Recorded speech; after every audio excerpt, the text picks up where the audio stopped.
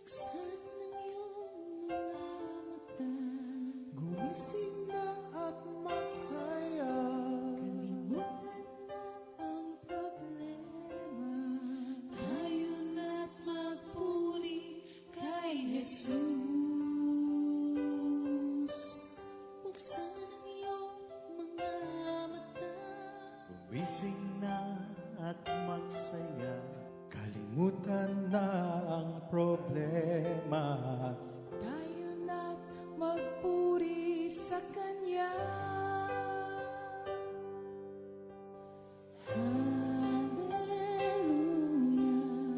Hallelujah, Hallelujah. hallelujah, hallelujah,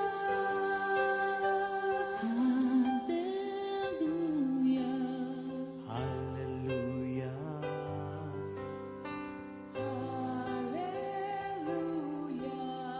hallelujah.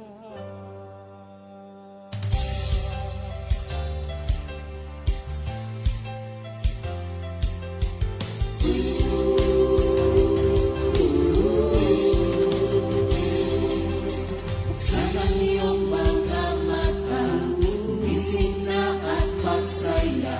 Kalimutan na ang problema, tayo na't magpuri kay Jesus.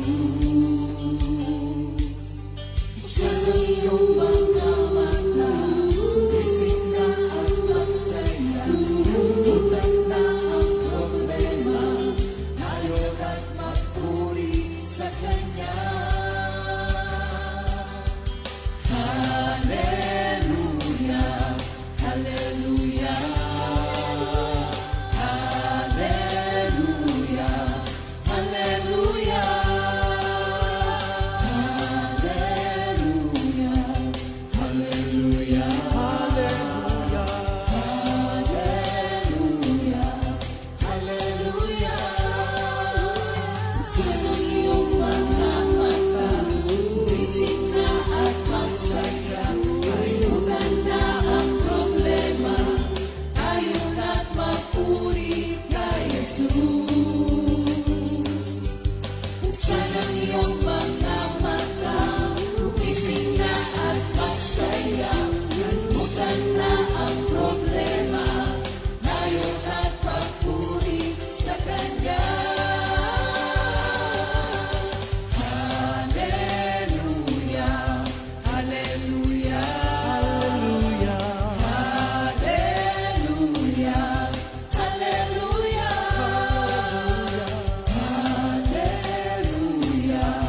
hallelujah, hallelujah, hallelujah. Di ka iiwan, di ka pababayaan. Kumapit ka, umawit ka, at magpuri sa Kanya. Buksan ang iyong mga mata, gumising na at magsaya. Kalimutan na ang problema, tayo na't magpuri kay Jesus. Buksan ang iyong mga mata, gumising na at magsaya. Kalimutan na ang problema, tayo na't magpuri sa Kanya. Hallelujah, hallelujah, Hallelujah. Hallelujah. hallelujah, hallelujah. Hallelujah. Hallelujah.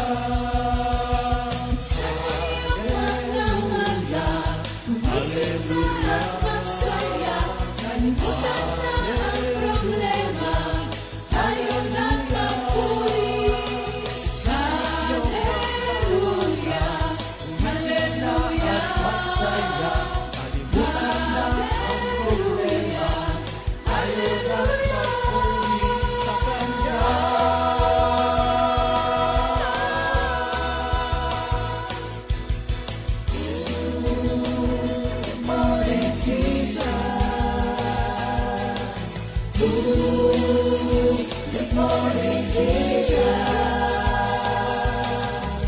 Good morning, Jesus.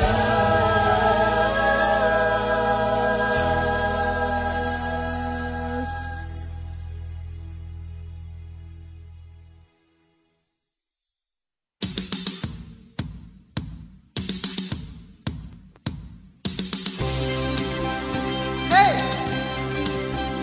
Hey! Hey! Hey!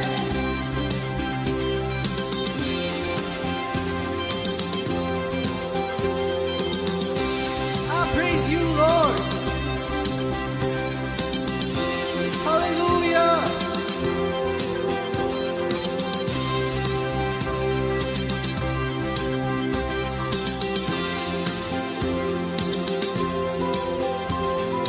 Every time I open up your word, I see your wondrous truth.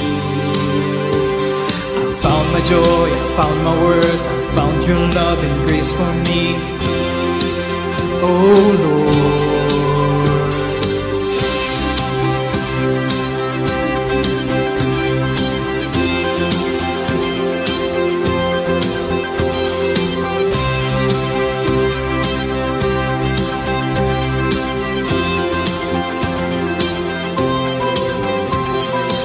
Every time I open up the word, I see your wondrous truth.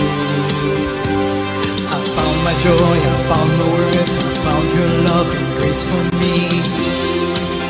Oh Lord, your word is you. Your word is my strength. Your word is my hope. Your word is your love. Your word is you.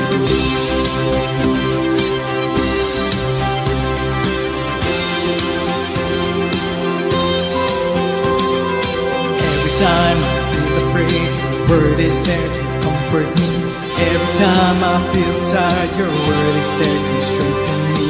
Every time that I'm in pain, your word is there to ease the pain. Your word is alive. It gave us life. Lord, your word is you. Your word is my strength. Your word is my hope. Your word is your love.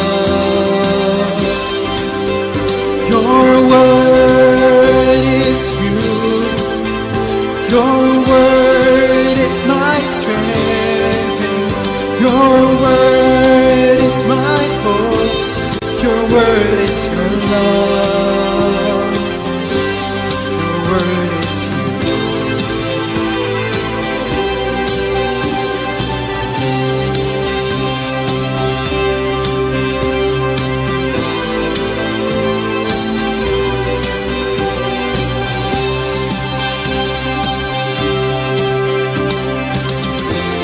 Your word is alive. It gave us life. Lord, your word is you. Your word is my strength. Your word is my hope. Your word is your love. Your word is you. Your word is my strength. Your word is my hope. Your word is your love. Your word is you. Your word is you. Your word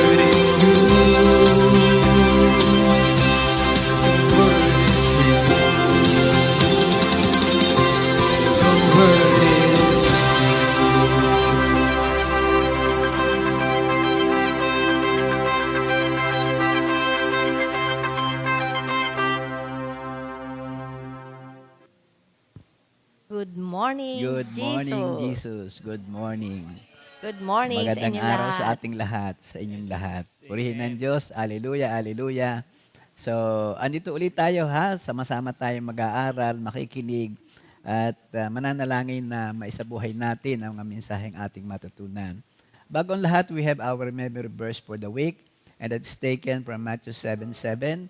At ang sabi doon ay, Ask, Ask, and it will be given to you. Seek, and you will find. Knock, and it will be opened to you. Sa Tagalog, humingi kayo at kayo bibigyan. Humanap kayo at kayo makakatagpo. Kumato kayo at kayo'y pagbubuksan. Amen. Mateo 7:7. Praise the Lord. Hallelujah. Ilang araw na lang at Holy Week na, mga kapatid. So, nararapat lamang na talagang mag-focus po tayo sa mga messages for itong mga sunod-sunod na ito hanggang sa dumating tayo sa next week upang ipaalala sa atin ang mga bagay na dapat ay ating idadagdag sa ordinary nating pamumuhay. Katulad po ngayon ay patuloy po ang ating pag-aaral tungkol doon sa confession that must lead to repentance. At ito nga po ay hango doon sa tatlo po ito. Sa Lucas 23:39-43, ito po yung kwento noon dalawang magnanakaw.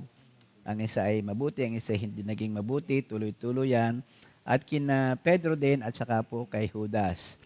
Pero I think bago ang lahat, sister, ikaw ba'y may gusto pang batiin, gusto pang sabihin o ano? Wala na. Siguro Wala na. manalangin na tayo. Oo nga, para huwag madapa. Amen. Ninong talaga. Hallelujah. Tunay nga po kulang kami sa panalangin. So, halika tayo manalangin. O aming Diyos, kami po ay, again, nagpapasalamat sa iyo. Paulit-ulit po. Dahil alam po namin na ang mga mensaheng ibinibigay mo sa amin, una sa lahat ay kami ang gusto mong turuan. Sa maraming pagkakataon, kami po ay napapatulad, alinman sa dalawang nakapako sa krus na katabi mo, na patuloy at patuloy ay gumagawa ng mga mali at inaasahan na meron pa namang oras. Kuminsan po'y kami napapatulad din kay Pedro na buong tapang sa unang mga araw, sandali ng aming paglilingkod sa iyo. Subalit, meron ding mga pagkakataon na ikaw ay aming idinideny. Hindi namin itinataas ang iyong pangalan at kalimitan ay siguro ay ano ba yun? Nahihiya, natatakot, pero alam po namin na mali yun. Kuminsan kami po ay napapatulad din kay Judas na kay aming ipinagpapalit sa mga bagay sa mundong ito tulad po ng meron kaming kliyente. Ito may nagdaan na Lord at maraming salamat na pagtagumpayan na. Kapalit ng pera, ang mga fellowship, ang mga misa. Kaya po itong aral na ito, Ama, ay para sa amin, una sa lahat, at para sa lahat po na kasama namin dito.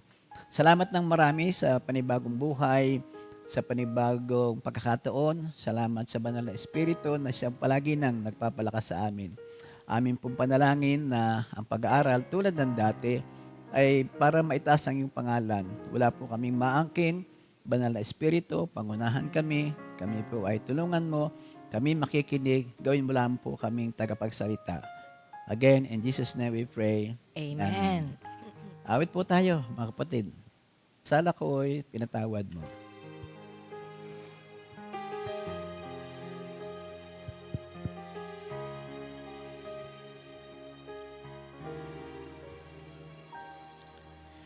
Sala ko'y pinatawad mo, minahal mo ako ng totoo.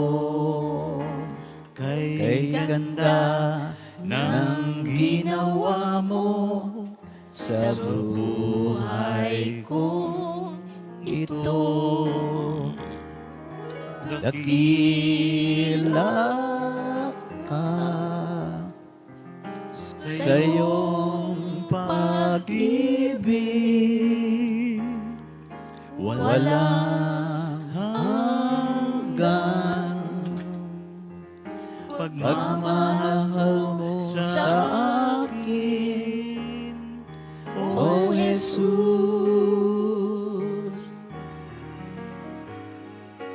Kahit na puso ko'y laging nagbabago.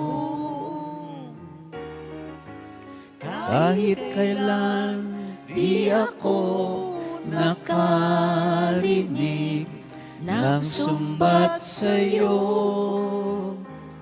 O Kristo, mahal mo nga ako.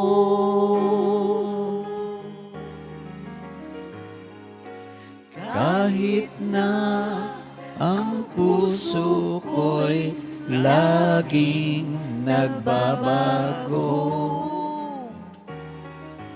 kahit kailan di ako nakarinig ng sumbat sa'yo, O Kristo, mahal mo nga ako.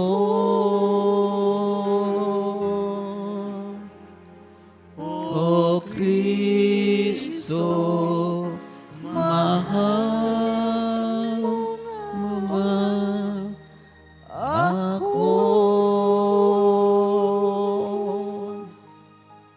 Ang unang word po na ating babasahin ay sa Lucas 23:39-43.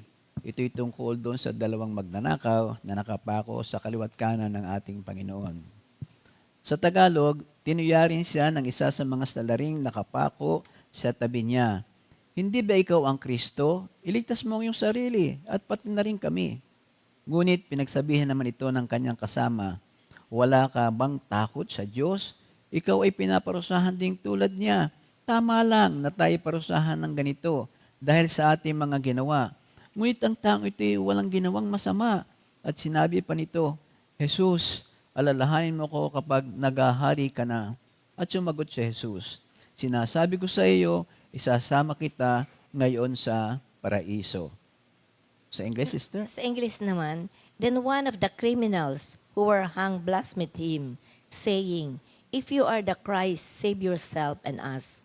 But the other answering rebuked him, saying, Do you not ever fear God, seeing you are under the same condemnation?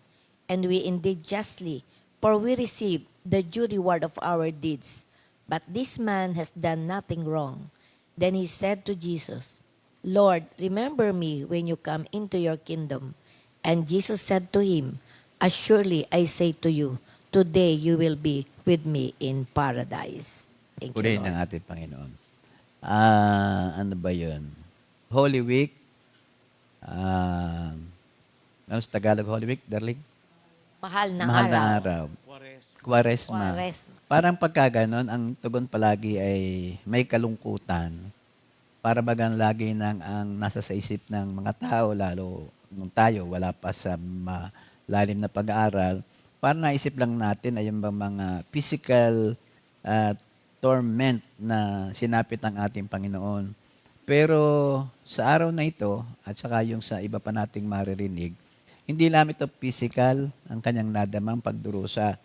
Sa oras na ito, ay parang pinakikita sa atin na yung emotional, yung sama ng loob. Pagkatapos, of course, meron siya namang naramdaman din na biglang kaligayahan, katulad nga nitong isang kriminal na ating nabasa, na biglang nagbagong loob. So just one soul, tuwan-tuwa ng langit. So ito po ang Semana Santa.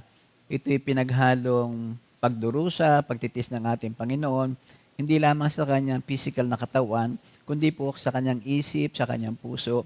At isa nga po itong kwento dito sa dalawang magnanakaw at pamaya ay tuloy na rin kay Pedro at kay Judas. Sister, bago kipagpatuloy, may naalala ka ba doon sa mga ginagawa natin noon sa simbahan o generally speaking, pagka ganitong Semana Santa? Napakarami, pero alam kong lahat tayo nakaranas na ng mga kung paano mag-celebrate nung unang panahon. Maraming ang, sabi nga, binigyan na ng example yung mga nauna nag-aral, nagturo sa atin dito, ang tungkol sa Semana Santa, meron pinaparusa ang sarili, di ba? Nag-aaktong Jesus. Pero sa Batangas, ang marami doon, yung ang ginagawa nila, nagsasakripisyo, yung nagpo-prosesyon ng tapak ang paa. Ayun, Yun sa ang mga ginagawa sakripisyo, nila. oo. Yun ang sa Batangas naman yun. At araw-araw pagdating na ng Holy Monday, araw-araw na mga tao nasa simbahan. Wala ka na makikita sa bahay, even yung mga kabataan. Yun naman sa Ayun. Batangas ang Oo. pinakaano. Hanggang sa Sunday na yun yung pagkabuhay. I see. Kaya ako natanong yun, hindi ako makatulog kagabi. Pero Bakit naman? pinaisip sa akin na ano kayang generaling ginagawa ng mga Kristiyano, Katoliko kapag ganitong Holy Week. So, ang nakita ko, alam mo, sabi doon ay, meron daw mga pamamaraan how to make this Holy Week more meaningful. Number one, yung topic ni Sister Ria kahapon, yung prayer. So, think about praying. Think about praying as much as you can, all the time. Hindi lamang kapag may tinanggap na biyaya, kundi everything, lahat, pati na yung mga tinatanggap na mga challenges. Especially this week, ano? At lalo daw yung ginagawa na yung 3 p.m. habit. Ano nga ba yun? Yung 3 o'clock habit 3 o'clock na habit. pattern kay Daniel ba yun? Minister Ernie? Di ba kay Daniel yung 3 o'clock habit? Tapos yung 12 p.m. Parang si Daniel, 3 times a day yata eh. Oo, tama. 3 times ganun a nga. day.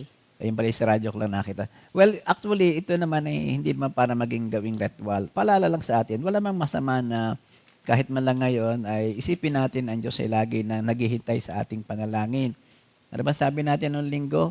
Posible ba na ang trono ng grasya ay medyo malungkot sapagkat walang naka-online? Para bagang very busy ang mga tao at hindi nagdadasal, walang hinihingi sa kanya. Ano? So yun daw ang una, think of prayer. Ang pangalawa, sabi ay, make additional sacrifices. Of course, this means hindi naman yung pagpapapako, pagpapasa ng krus, kundi yung extra mile na sasabihin nila, para kayo nagpa-fasting. Para kayo nagpa-fasting na abstinence. Ano nga ba yung abstinence? Pagbawas ng pagkain. Oo, sa loob isang linggo. Normal na takbo. Oo. Yun ba yung sa karne? Abstain from. Oo, lalo kung Friday, Yun namang, ano ba yun daw yata ay para sa age na, kahit Pag anong walang age, pag walang sakit, medically pwede. safe Pero ka. pagka mga matatanda na maraming Ayun. sakit, hindi na kailangan yan. Yun sa karne-karne. Oo, ang gawin na lang daw, gumawa na lang na mabuti sa kapwa. Ganun. Yun ang kapalit, Kaya diba? pala ang bait-bait mo ngayon, Ay, kasi nadapa ako eh. Pero may benefit. Tingnan mo ang suot mo ngayon, modern. Medyo pero kung ulitin yun medyo. Ito yan alam mo ba kung saan galing ito? Ina Pastor Fred at Sister Itong itaas, Nilda. yung ibaba. Kaya napakaganda. May lesson sa akin, darling, yan nangyari sa iyo. Ibig sabihin talagang huwag kitang iiwanan. Amen. Yun. Parang ganun. Iniwanan kasi si Jesus ng kanyang mga alagad. Amen. Kaya ang kanyang tuhod also ay nabaklas. Isa yun. Amen. Another thing, ang sabi dito daw ay avoid yung mga extra katulad ng panood ng TV, Enjoyment. yung mga enjoyment na Leisure. mga leisure. Well, it depends kung anong pagkakatanggap nyo dito. Hindi man sinasabi dito ay magpapakaano ka ngayon tapos susunod ay hindi na. If you think this will add to yung pagiging solemn ng celebration natin, gawin lang natin. Sa palagay ko, meron naman maraming ipapalit eh. Katulad ng kami, the family that watch TV together, sleep light, late together, para gano'n. Meron namang ibang magagawa. Kain, basa, lesson, kumusta ka, yan ang marami natin pagpapalit. Meron pa ako nakita rito. Go to confession. Of course, ang ating source dito ay yung Catholic teaching about the celebration of the Holy Week. Go to confession, well, we will apply James 5:16, katulad ng ating pinag-aralan, na we are seeking actually the help in prayer at saka yung tayo mabigyan din ng lakas pa ng loob because we cannot do it alone sometimes. So we need somebody just like a partner, yung husband and wife, para i-confess sa kanya ang iyong naramdaman pagkatapos ay magkatulong kayong manalangin. Sabi ko nga, we are so blessed that yung pare na aming dating confessor, ay he never brought us to saying, now I forgive you. Hindi, let us pray, lagi ng ganon. At nagtitika, ikaw, na di na muling magkakasala. So, I mean, lahat ng yan ay, ang Diyos naman alam ang puso. Ang pang-apat na sinasabi, make it a point to forgive and ask forgiveness. So, marami naghintay na sa Holy Week na kita patatawarin, sa Holy Week na kuhingin ng tawad. Sana na may huwag yung sabihin sa Pasko na, this is the time. Actually, it must be every time, every moment of the day. Kasi, nako, time is the essence. Ang second coming ni Lord, of course, generic. Pero yung ating special na individual appointment kay Lord, we'll never know. Kaya yung forgiveness and asking to forgive ay napaka-critical. So, ang sabi pa rito ay offer up any pain or difficulties.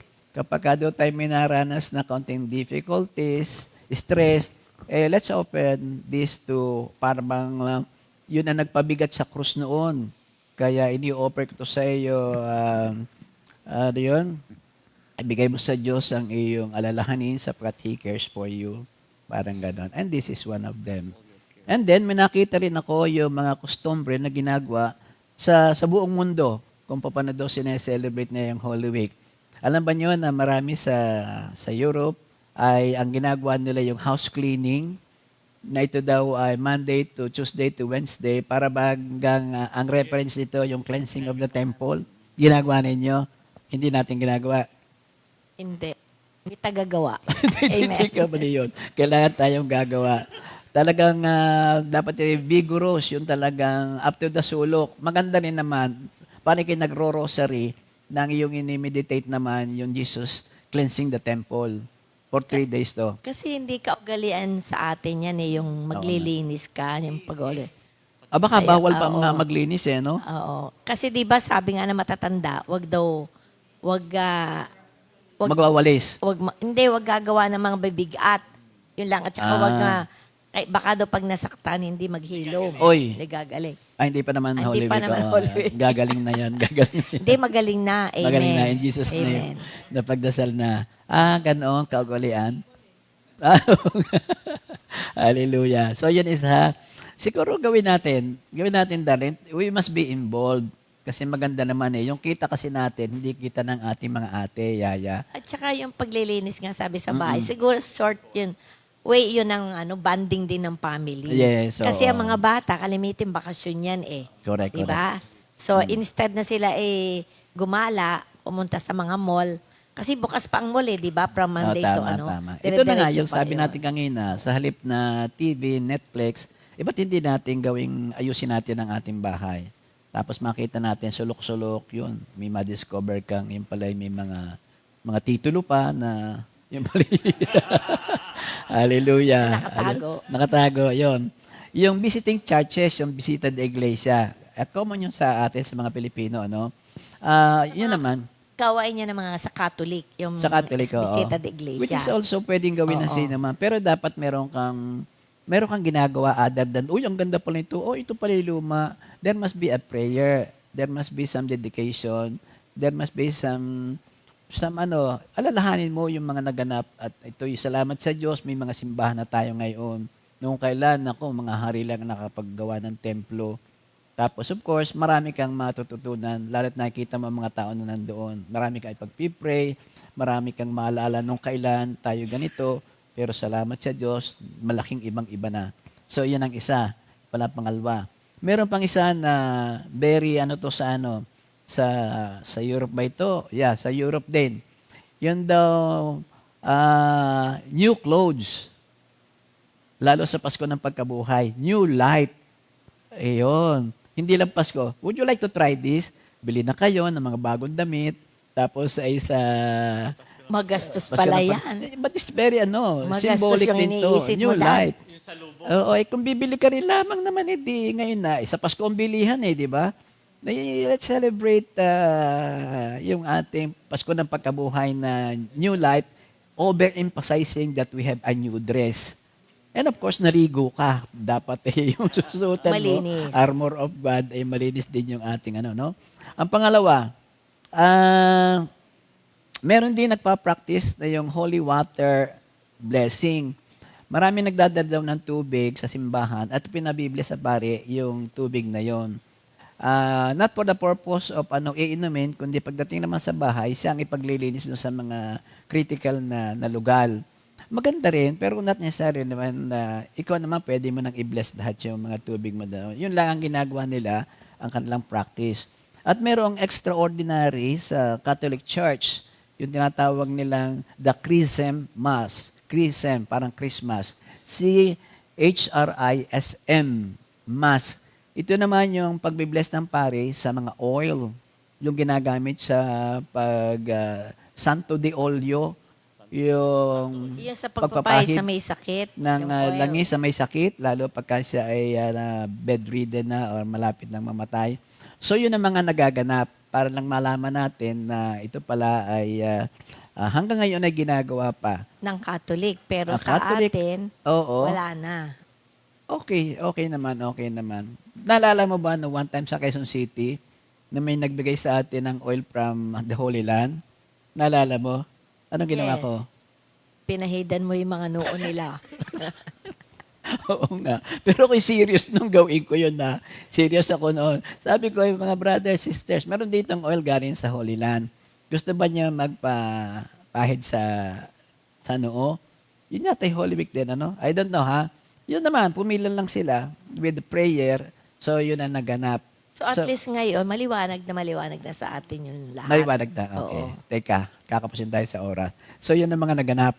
Magandang lap. Recap tayo nung last week. Last week, ang ating pinag-aralan ay tungkol sa confession that must lead to repentance. 1 John 1:9, no? Pagka inilhog mo sa Diyos ang iyong kasalanan, hindi lamang ito patatawarin, kundi ikaw ay pababanalin. Kasi lahat ng unrighteousness ay gagawin. At sinabi doon na ito daw confession ay napakaganda because this is yung declaration. Hindi lamang nasa isip mo, nasa puso mo, kundi sinabi mo yung iyong kamalian, kasalanan. But if this will not lead to a remorseful repentance, ito'y wala ring kwenta. Meron ka lang ina-avoid kaya mo nagawa yan. Ano pang sabi natin? Ang confession daw ay it can be imposed. Pwede mong iutos, i-schedule, pero yung repentance ay never na may impose because this is voluntarily from the heart. And there must be a change from the inside and then out. So yun ang at ating napag-aralan din na si Charles Spurgeon, hindi Jordan, ay nagbigay ng 7 halimbawa noong mga nag-confess na sincere, genuine, pero yung iba naman ay parang fake, parang pakitang tao lamang para makaligtas sa sitwasyon na yon. So we have yung double-minded, si Pero. Oo, dahil siya para bang nasa foxhole, nagigipit, pero nang makaalis ng problema, wala na uli. Yun, marami. Si David, talagang from the heart, at hindi na ulit ang kasalanan yon. Sino pa? Si Achan, ito yung deathbed din sa panahon ni Joshua. Ano ba si Achan? Yung bawal na huwag kayong magtatabi ng kahit na sunugin, itinabi niya ng mahalata ito at sinabi ni Lord kay Joshua, nakita nakatago lang sa kanyang tulda. At siya ay nag-confess, I have sinned, kaya lang is because you are threatened na by babatuhin ka na. Mga deathbed confession yon. So yun ang ating mga napag-aralan. At for today, ang sabi nga natin ay ituloy natin ng kaunti pa kasi merong napakahalagang pag-aaral tungkol doon sa dalawang magnanakaw. Ano nga, sister, ang pangalan ng dalawang magnanakaw? Parang si Dimas. Dimas. Yung isa hindi ko kilala. Bad Ay, wag na lang. Baka merong pangalan sa kanilang mga anak na Hestas at saka Dimas. Mga tamaan pa tayo. By the way, walang naglalagay ng pangalan sa atin ng Judas. Ano? Meron ba? Wala yata, no? Jude. Meron. May kanta pa nga doon eh. Hey Jude. Pero biro na. Darling, ako'y pitikin mo pag ako'y nagbibiro, ha? So, itong dalawang magnanakaw na ito, ang tinagurian din na para bang deathbed repentance or confession. Isa'y isa ay na-convict, isa ay na-condemn. So, ang nangyari doon ay all their lives talagang wala ng record. As a matter of fact, noon lang ipinakilala yung dalawa. Siguro ang isang emphasis doon ay si Jesus Christ ay hindi kriminal. And yet, siya ay pinarusahan ng parusang para lamang sa mga hardened criminals. Kaya siguro yung dalawa, left and right, hardened criminals, so iginaya lang na ang bigat ng parusa ay kamatayan. Ano nga ba nangyari doon sa dalawa na yon, darling? Yung isa? Yung isa, nagbalik loob kay Jesus. Mm-mm. Pero yung isa, nag-ano pa siya, ang tawag doon? Nagmak pa siya. Tinuyapa. Tinuyapa niya. Inal pa si Lord. Yung isa, gawin natin ang pangalan niya the good guy. Yung isa na may the bad guy. Yung good guy, wala naman siyang sinabing patawarin po niyo kung saan kasalanan no? Understood na kasi yon yung isama mo ako. Oo, but before that, may sinabi pa siya. Ipinagtanggol niya si Jesus. It's more than repenting. It's more than saying, I'm sorry, Lord. Bakit mo tinutungayaw ang Diyos? Tayo, dapat lang tayo mamatay sapagkat tayo makasalanan. Pero siya, wala siyang kasalanan. It's more than saying, Lord, here I am. Idinideclare ko ang aking pananampalataya sa iyo. Pero yung isa, ano namang interest ng isa? Ay di yun, pansarili pa rin. Kung talaga kay Diyos, ay di, iligtas mo ang iyong salit, kami rin. Kung ikay talagang Diyos, tinungayo naman siya noong good guy. So, yun po ang tayo I think we are bahagi of those things na meron bang, yung deathbed repentance na ganoon, pag-iingatan natin. Ano ba doon sa Ecclesiastes? Saan ba yung Ecclesiastes? Yung eat, drink, and be Mary. Ayun, Ecclesiastes 8:15, saka sa Isaiah 22:13. Ang sabi doon, ang pinakamabuti sa mundong ito ay to eat, drink, and be merry. Sabi naman doon sa Isaiah 22:19, because tomorrow you may die. Diyon ang maaring maging pananaw ng marami at sasabi gagaya. But please take note, yung the good guy and the bad guy, pareho ang kondisyon nung tamaan sila ng salita ng Diyos. Parehong sila ay nasa bingit na ng kamatayan. Any minute from now, sila ay parehong mamamatay. So, baka ikaw ay doon ka mapapunta, bingit na ng kamatayan, hindi mo pa naalala si Kristo Jesus. Itong isa, kahit walang nagpaalala, naalala. So, yan mga unang lesson natin dito sa ating na nakuha na ito. Dapat tayo, any moment of the day is bingit ng kamatayan. Bingit ng kamatayan.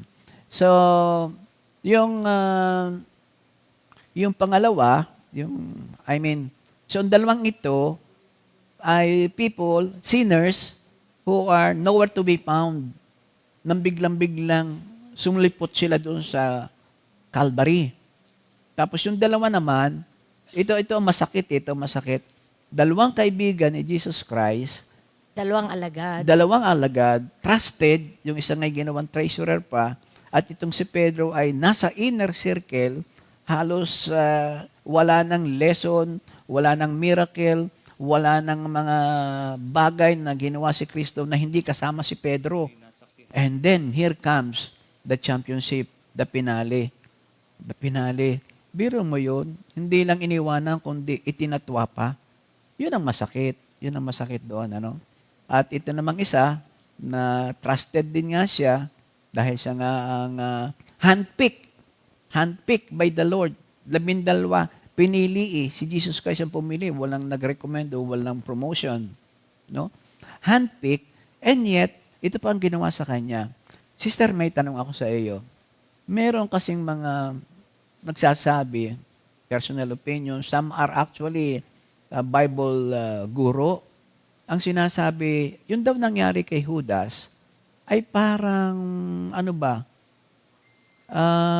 biktima siya ng isang programa, ng isang pelikula, na kumbaga ikaw ang gaganap na ganito, ikaw ang gaganap na ganoon, para matuloy yung final act.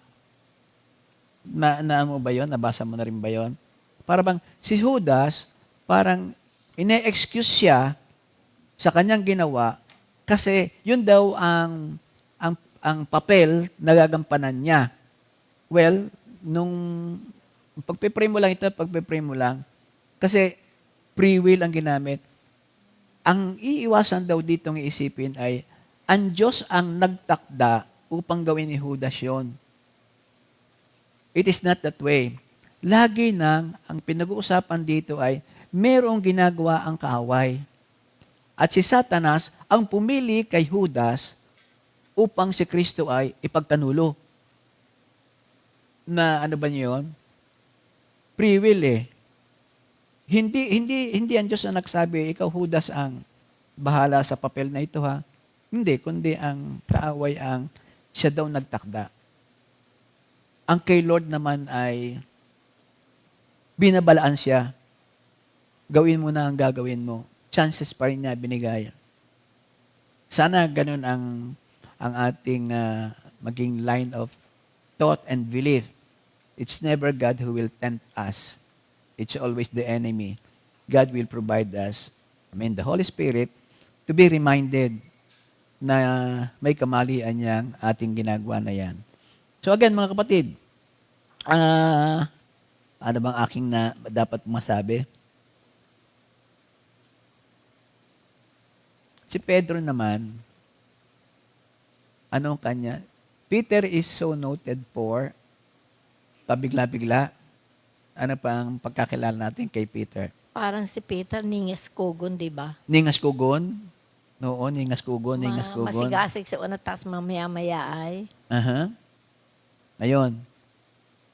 Sabi ni Jesus Christ kay Peter dun sa Lucas 22:31-33, Simon, Simon, makinig ka. Hiniling ni Satanas na subukin kayo tulad ng ginagawa ng magsasaka na inihiwalay ang ipa sa mga trigo.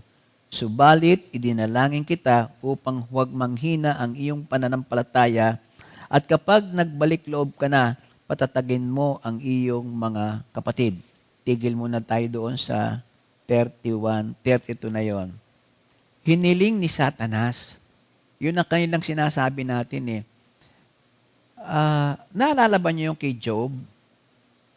Hiniling ni Satanas na kaya ka lang naman sinasamba niyan dahil full of grace, full of pagpapala siya eh. Bakit hindi mo subukin tanggalin yan? Sabi niya kay Yahweh.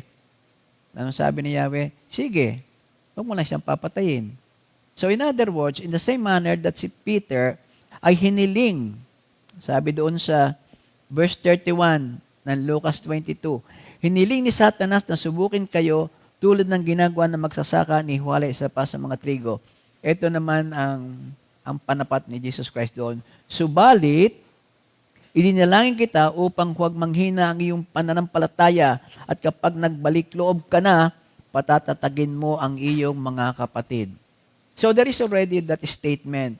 Kung nakinig ka ng mabuti, may tutukso sa iyo.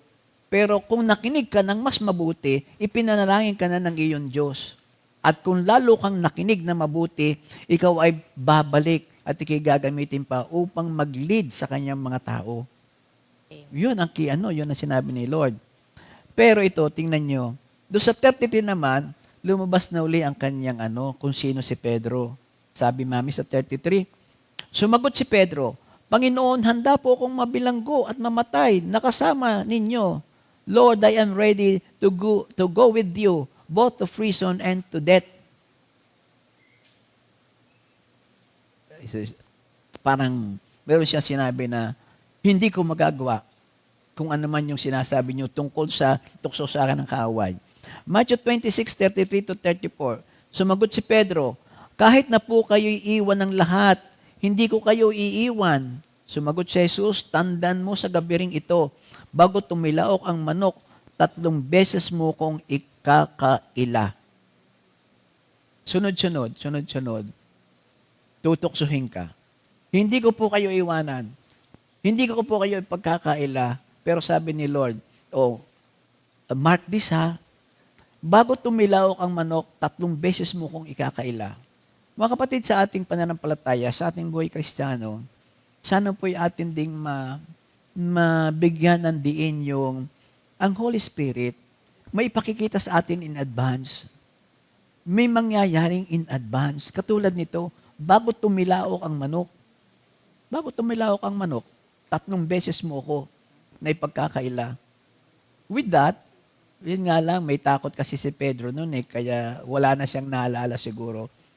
Well, that's part of the history ng agony ng ating Panginoon. So, yung kay Peter na pananindigang yon, talagang dinala niya yon. Pinaninindigan niya yan. Hindi siya papayag na may mangyari sa kanyang Panginoon. Kaya lamang, nang mangyari na yung that big moment, hindi ba ikaw ang kasama ng Jesus? Oh, hindi ko kakilala yan. Hindi ba ikaw? Hindi ako yon. Hindi ba ikaw? Lalo nang hindi ako yon. So, 3 beses tumilaw kang manok. Lesson in life. Ano sa palagay mo, sister? Ikaw ba'y sa buong maghapon ay nakagawa ng 3 idininay mo si Kristo bago tumilaok ang manok? Malimit yan. Malimit no? Malimit nangyayari din sa akin. Siyempre, nariyan talaga si Taning, kaya kailangan talaga yung sabi nga ni Sister Ria, unceasing prayer. Para, yun ang Unceasing prayer, oo nga. Yun ang sandata para Oo. hindi ka matukso Fill your heart, your mind with prayer at ikaw ay bibigyan ng Diyos ng Kasi bless pa nga tayo dahil alam na natin yung nangyari kay Pedro. So, maaano na natin. Reference na natin. Babala na. Babala na sa atin. I So, see. lagi natin maiisip, magpe-pray agad tayo para Oo, hindi maganda rin tayo yun. Pero talagang every now and then, nadi-deny natin si Lord Yes. Meron ba sa inyo na kapag ka sinabing, Sister, mag-opening prayer ka naman? Ay, hindi ako handa. Parang may dininay ka na doon, ano?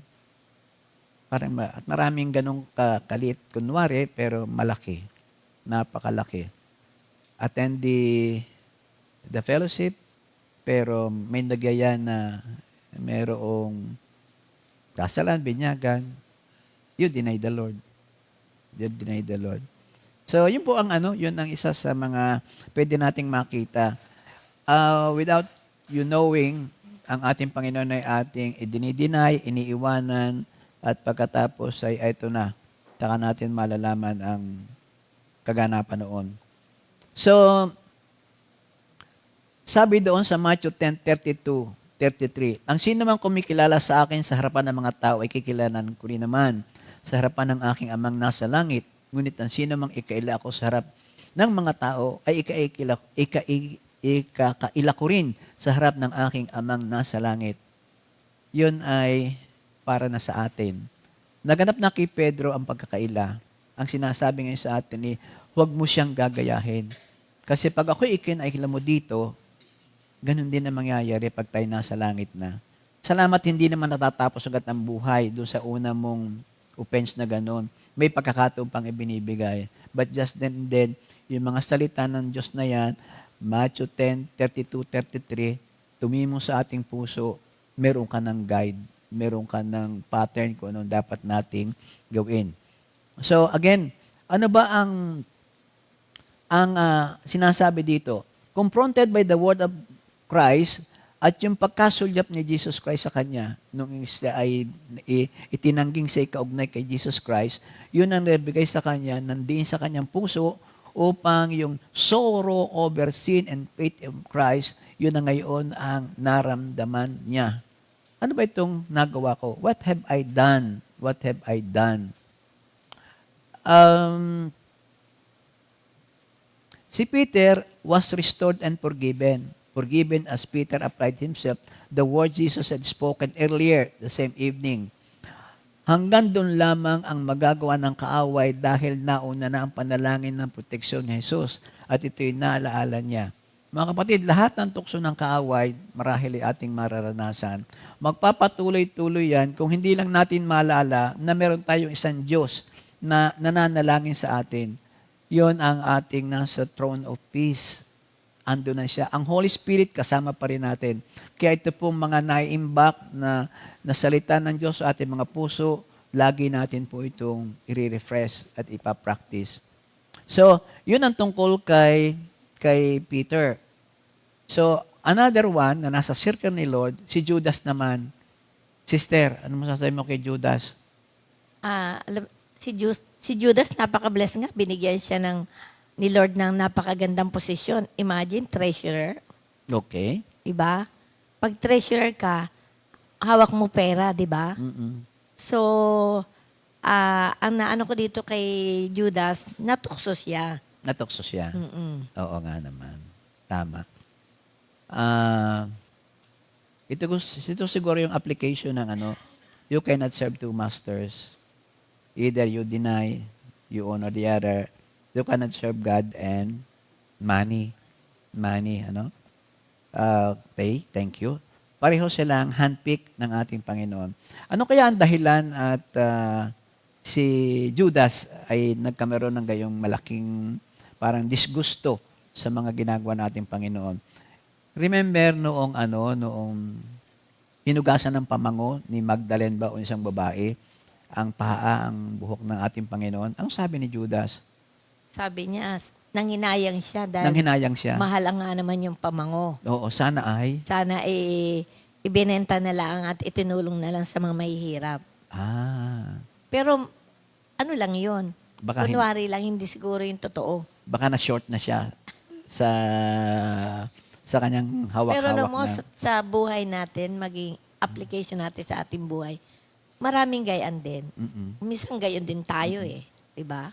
Na nanghihinayang tayo, kunwari, kung bakit pinaganda ang altar, bakit magaganda ang sasakyan, bakit, sana ay, yun ba mga ganon? Pero for the Lord deserves the best. Yes. Parang ganon tayo. At bahala ka, papaltan niya ng Diyos sa atin ng higit sa lahat.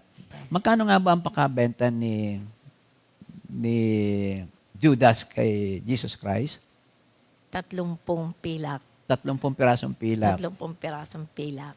Alam mo ba, may nag-comment na yun daw 30 pirasong pilak ay kasing halaga lamang ng isang alipin pagka mamimili ka sa slave market. So in other words, na-undervalue si Jesus Christ. Ay kung siya ay real estate broker, hindi niya magagawa yon. Yung prevailing target market value ay dapat yun ang kanyang hiningi. Baka 30 pirasong gold. Hindi siya lito lang at 30 pirasong pilak lang siguro nga ang kulang. Yun ang isang nakaka-offend din, na parang isang alipin din lamang. Which boils down to, si Jesus Christ, para mabayaran ang ating kasalanan at yung penalty on it, inako niyang lahat. Inako niyang maging hitsurang alipin dahil ang worth lang niya ay 30 pieces of silver. At inako rin niya yung kamatayan sa krus na ang ibig sabihin ay tanging hardened criminals lamang ang ipinapako sa krus para mamatay. Na ang dapat ay tayo. Naku, purihin po ang ating Panginoon. Meron tayong ngayon. Oo. Baka pwede na tayo mag-break. Saglit May na mga daling, may ako birthday. hat na sa susunod ko sasabihin. merong mga worth na atin din pagnilay-nilayan. Sabi, ba't kaya nagkaganyan si Judas samantalang yung the other 10, including Peter at that, hindi naman ganun kasidhi ang kanya kasi ay si Peter deny. Ito, betrayed. Ito, ipinagbili. May kapalit na pera. Ang sabi ng iba ay, siguro daw nung ito ay, kasi kasama sila Pag-preach, miracle, everything. All of them, 12 of them.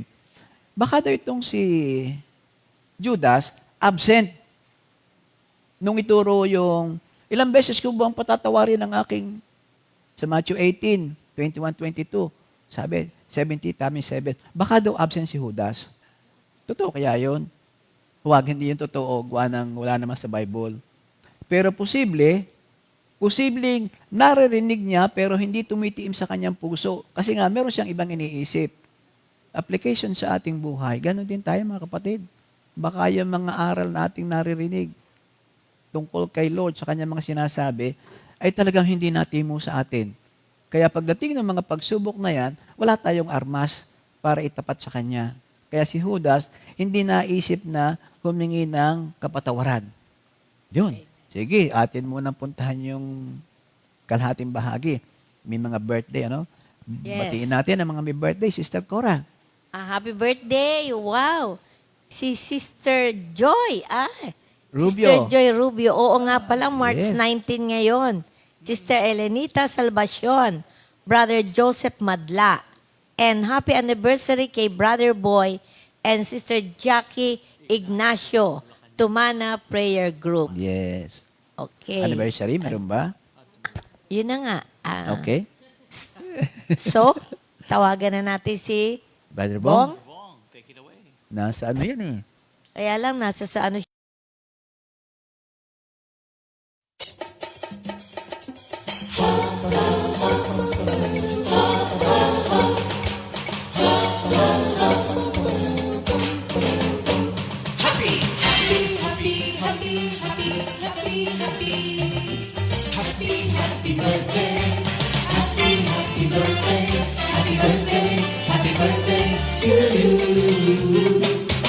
Happy anniversary, happy anniversary, happy, happy, happy anniversary.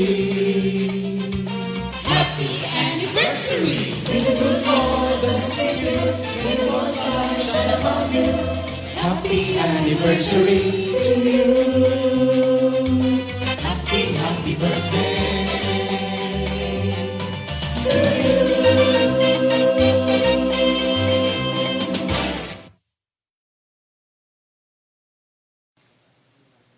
Thank you, Lord. Happy birthday and happy anniversary. Happy anniversary sa ating lahat. Ngayong linggo pong ito, mga kapatid, ay pupunta na po sa mission sa Bicol ang ating mga kapatiran from Quezon City, from the East, and marami pong kasama. So, inyo pong ipapanalangin ang katagumpayan. We claim na ito'y matagumpay dahil naroon na ang ating Panginoon. So, meron pong aalis na sa bukas, Tuesday. Ngayon pala, umalis na sila. Umalis na ngayon. Oo, Mga taga ang first batch. QC. Tapos sa Thursday, susunod po at para nga po sa LSS. So, patuloy mga kapatid, kung wala man kayo doon, ay di pag-pray po ninyo. At salamat sa Diyos. Salamat po sa Diyos. Ipagpatuloy natin ngayon yung ating pag-aaral. So, ano ba naganap? Yung unang grouping, 2 taga-inner circle. Yung 2, outside, noon lang niya nakilala, doon sa Calvary na yon. Now, because of this study and presentation, nagkameron ng panibagong grouping.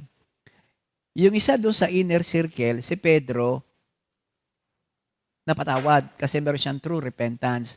Yung isa sa magnanakaw, the good one, napatawad kasi siya may repentance din. So a new grouping is one from the inner circle and one from the outer. Yan ang panibagong grouping. The other group is the one that they were condemned. Hindi sila na-convict, they were condemned. Isa si Judas from the inner circle at isa naman ay yung the bad guy from the outer circle. Ito na ang dalawang grupo ngayon. Kanina parehong taga-inner, isa, 2 taga-outside sila. Ngayon magkaiba na. Ngayon ay magkaiba na. So ano po ang ating makuha dito, mga kapatid? Ang makuha natin dito ay you can never know. Huwag tayong huhusga kung ano man sila. Basta at the end of the day, dapat ang ating relasyon sa ating Panginoon ay matibay at talagang alam mo na ikaw ay susunduin at sasabihin, good and faithful servant. Ano ngayon ang nangyari? Ano ba ang pagkakaiba ng mga ito at nagkameron nga ng mga blessing at meron ng mga kaparusahan? Ang sabi dito ay, was it the gravity of their sins against God? Yung bang pagkakapili doon sa 2, pagkakondemn sa 2, was it the gravity, yung bigat ng kasalanan ng mga tao na ito? Ang sabi dito, hindi. Kasi si Peter at saka si Judas, halos parehas ang kasalanan nila. Idininay, itinatwa, para bang ikinahiya ang ating Panginoon, yung isang ipinagbili pa, halos iisa ang kanilang bigat ng kasalanan. So, yung 2 magnanakaw, ang kwento ay inassume na mula na isilang hanggang naroon sa krus, parehong-pareho ang kasalanan. Kaya nga criminal death do sa krus, the final crucifixion. So ano ang diferensya? Ito ba'y ang desire ng Diyos that 2 of the 4 be damned? Ito ba yung talaga bang ang Diyos ay may pre-plan na itong 2 ito ay aking ihiwalay, itong 2 ito ay aking ihiwalay? Ang sagot po doon ay ganito. Sa Ezekiel 33:11, sabihin mong ipinasasabi ko na kung si Yahweh, ang buhay na Diyos ay hindi nasisiyahan nang sino may mamatay sa kanyang kasamaan, nais kong siya'y magbagong buhay, sabihin mo ngang magbagong buhay sila pagkat di sila dapat mamatay sa kanilang kasamaan. Wala ang Diyos na hiniling na pininpoint. Ito ay doon na lamang talaga ang destino. So lahat ay may pag-asa habang may buhay. Ano pong pwedeng kadahilanan? Pwede ba nga sabihin natin that Christ did not do enough to make up for sins of the two men? Hindi ba sapat ang ginawa ni Jesus upang yung apat na yon ay sama-sama ng maligtas? Sama-sama ng maligtas. Ang katugunan doon ay sa 1 John 2:2. Si Kristo ang handog na ikapagpapatawad ng mga kasalanan, hindi lamang ng ating mga kasalanan, kundi maging ng kasalanan ng lahat ng tao.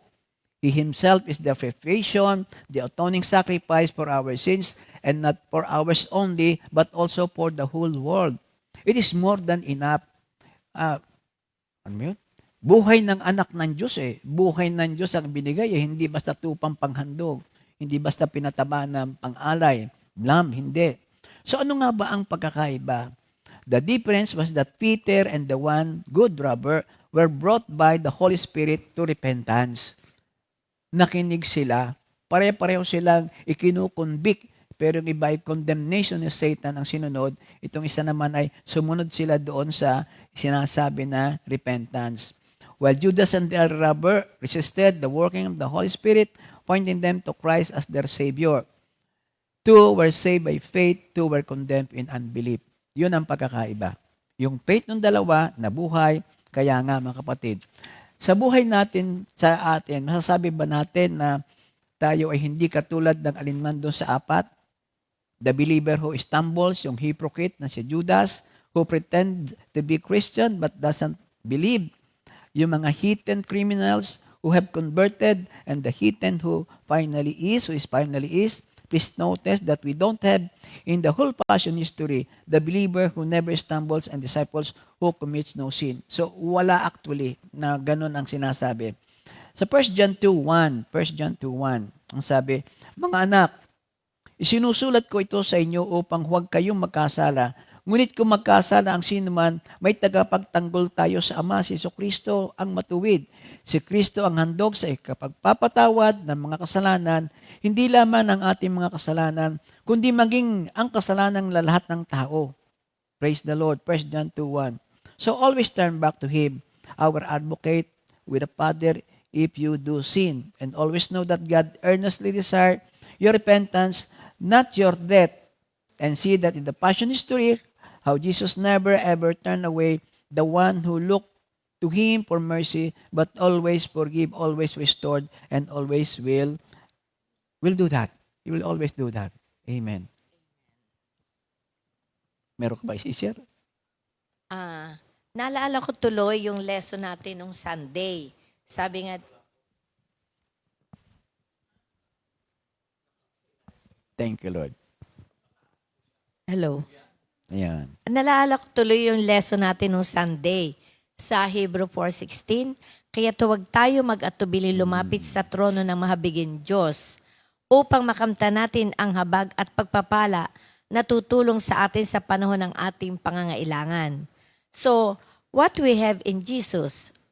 Sa verse 14, sabi dito, kaya nga magpakatatag tayo sa ating pananampalataya at dahil meron tayong dakilang pinakapunong pari na pumasok na sa kalangitan, doon mismo sa harap ng Diyos, siya'y walang iba kundi si Jesus na anak ng Diyos. Unang-una, Jesus is our great high priest who has passed through the heavens and is now seated at the right hand of the Father. At ang pangalawa, Jesus is our sympathetic high priest. Doon sa verse 15 doon, at ang ating pinakapunong paring ito ay nakakaunawa sa ating mga kahinaan, sapagkat tulad natin, He became a man and suffered all that we experience. He sympathizes with our weaknesses. Naranasan niya lahat ito, hindi lamang ang magkasala.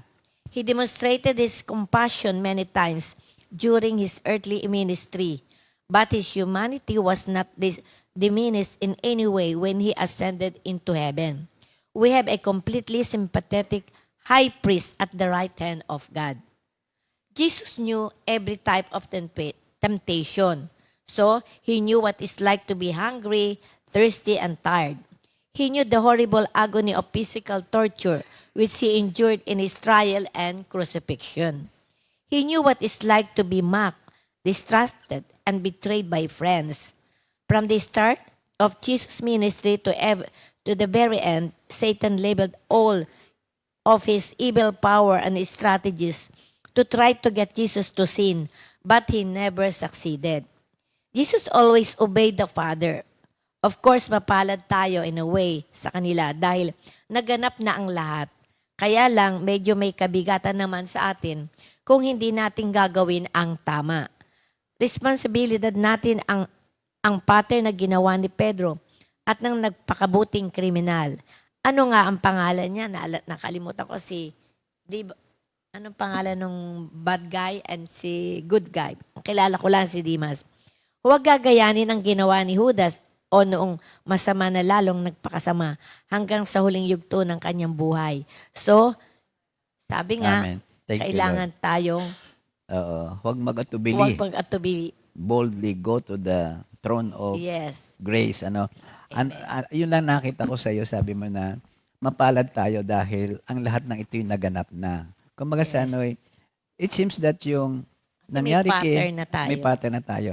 Yung nangyari kay Pedro at saka kay Judas, saka yung dalawang magnanakaw, hindi pa nila alam yan. Kasi hindi pa nagaganap eh. Kaya blessed tayo. Blessed tayo dahil alam natin na yung ating mga pangangailangan ay alam na ng Diyos. Blessed tayo, sabi mo nga doon sa aral natin noong linggo, na meron tayong isang high priest. Ano ba yung high priest? High priest ito nagdadala ng kaloob at handog para sa ikapapatawad once a year ng mga Israelita. Na kapag yung high priest na yon ay lumabas at buhay, thank you Lord. Walang kasalanan yung priest.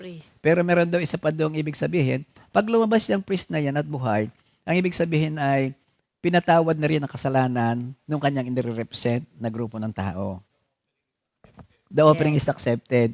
Similarly, itong sa Passion of the Lord, si Kristo ay namatay, si Kristo inilibing, si Kristo ay muling nabuhay. Muling nabuhay, parallel doon sa lumabas ang priest, chief priest, na buhay, na pinatawad ang kasalanan ng mga Israelita. In other words, it is finished. Tayo talagang pinatawad na, saved na tayo. Kasama na tayong lahat. Kasama na tayong lahat. Iyon pala ang doon. Yung naalala ko ng Sunday pa, sympathetic. Dahil nadanas naman niya lahat yung dadanasin ng tao eh. Kaya nga siya nagpakatao. Siguro Sa dadapa true rin God siya, and true nagsugat man. din ang kanyang tuhod. Hindi nung pag pinapasa ng krus. Talaga naglipak din ang kamay niyan. Carpenter, mason nga siya eh. Wala nga sa kagayon yung aking pagkadapa, yung sakit na naranasan, wala sa kagayon sa nangyari kay So you Lord. offer now. Kaya inoffer ko na rin yung kay Lord. Thank kahit you, Lord. masakit. Thank you, Lord. Thank you, Lord. Thank you, Lord. So, lesson applied agad tayo, So, yun ang natin, yun ang isang maganda nating nakita rito. Ng ating Panginoon ay, andun na, katabi ng Ama. Sabi ni Pastor Ray, meron tayong abogado na siya pa ang judge.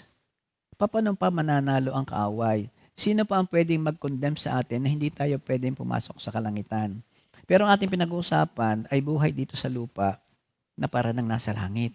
Kung ating may apply ang mga bagay na ito, no? Thank you po, Lord. Nag-uugnay-ugnay yung mga na yon. So, puntahan na natin. In summary, in conclusion, yung mga napatawa kay sister, ano ba yung mga isa pang added lesson na pwede nating maging baon tungkol nga dito sa nangyaring ito, sa apat na ito, lalo doon sa dalawang magnanakaw. Una sa lahat, ang ibig sabihin doon daw ay, ang salvation is a gift of God. Salvation is a gift of God. Yung repentant thief, yung nagsising magnanakaw, I had no time for good deeds. Immediately from the height of his being a sinner, hindi siya nakapag GMJ, hindi siya nakapag fellowship, hindi siya nakagawa ng mabuti, hindi niya naisauli yung mga ninakaw niya, hindi siya nakahingi ng tawad doon sa kanyang pinagkasalahan. And yet, because this is a gift, just the the mere fact that you believe in me, yung parang si Jesus Christ, ipinagtanggol mo, then you are saved. You belong. You belong. So this is a gift. Wala siyang kind of faith na itong pinag-uusapan natin, expectant faith. Walang sophisticated faith. At siguro, ano pa ba yan? Kung ano nga, wala siyang memorized na verse, pero wag naman natin tutularan yun. Kasi yun ang sistemang given at that very point.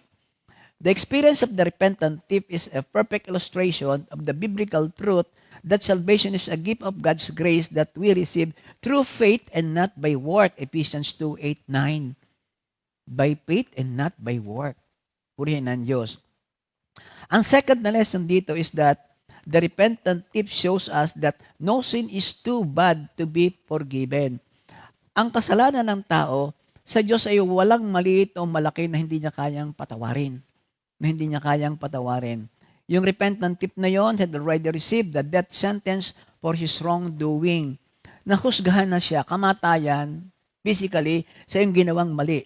All we know about his sin is that the scripture called him a thief and a criminal, a hardened criminal at that, kaya nga kamatayan sa krus.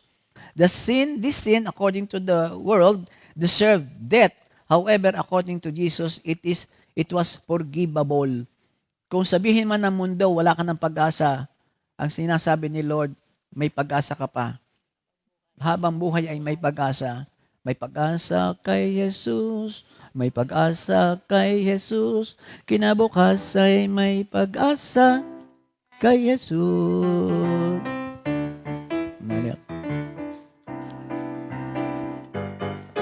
May pag-asa kay Jesus.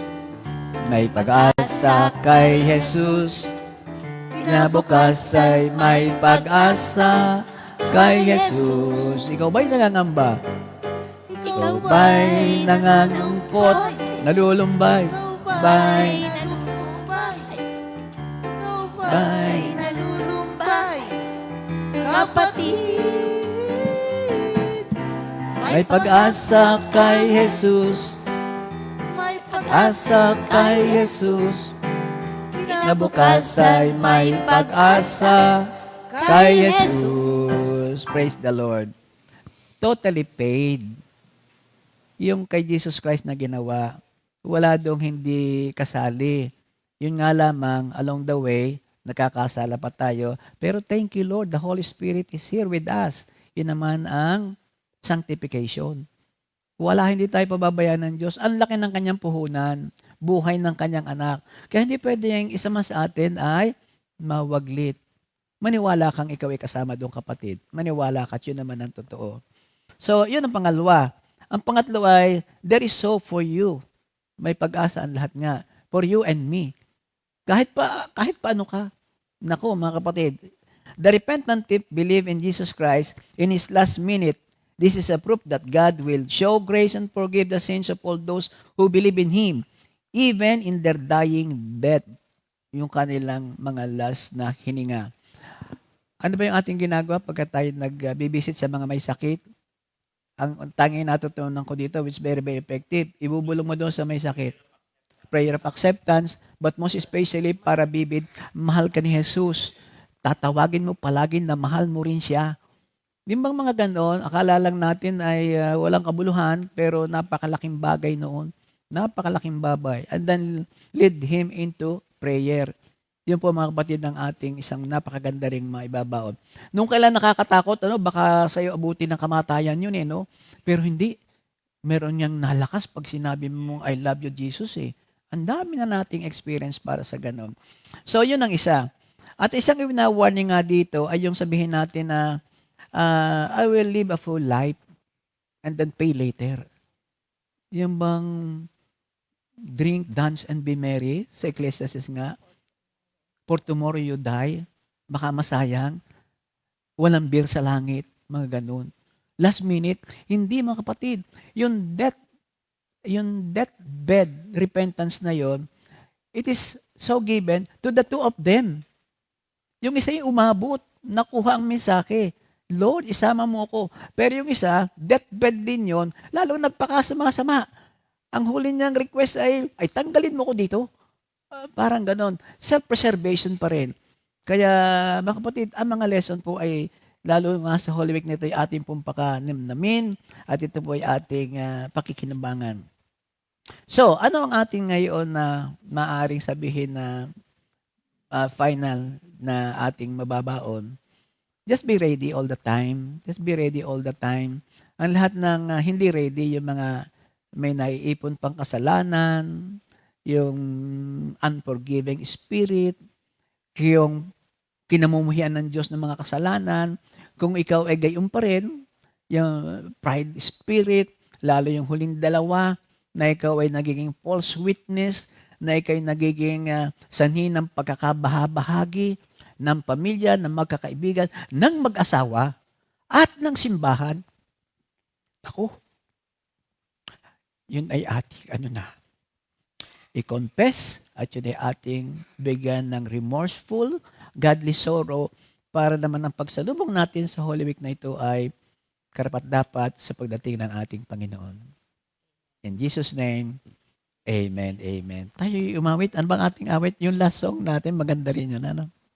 Yung for the week, yung repeated song ba yun? Si Jam? Ayun. Jesus, Ikaw Lamang, composed by Minister Ariel Borja, arranged by Brother Alan Cabral, and interpreted by Sister Jamie Hapin from Bohol. Yes. Praise the Lord.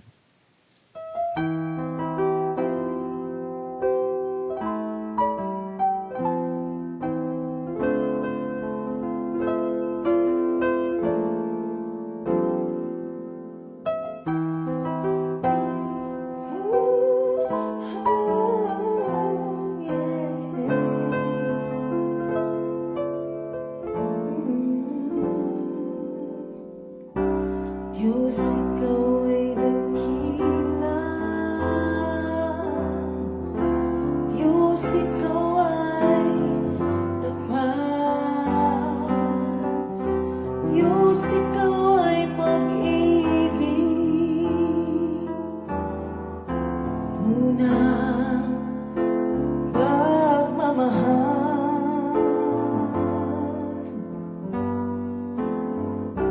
Diyos, ikaw ay kanlungan. Ikaw ang aking kulihan.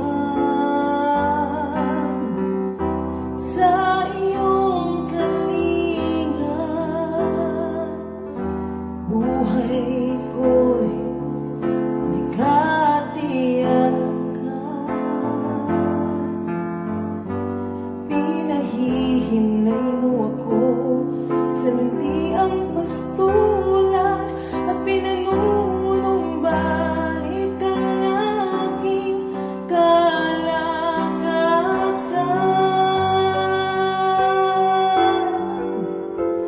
Oh, hallelujah, hallelujah. Tanging ikaw lamang, Jesus. Oh, hallelujah, hallelujah. Tanging ikaw lamang, Jesus, at wala nang iba.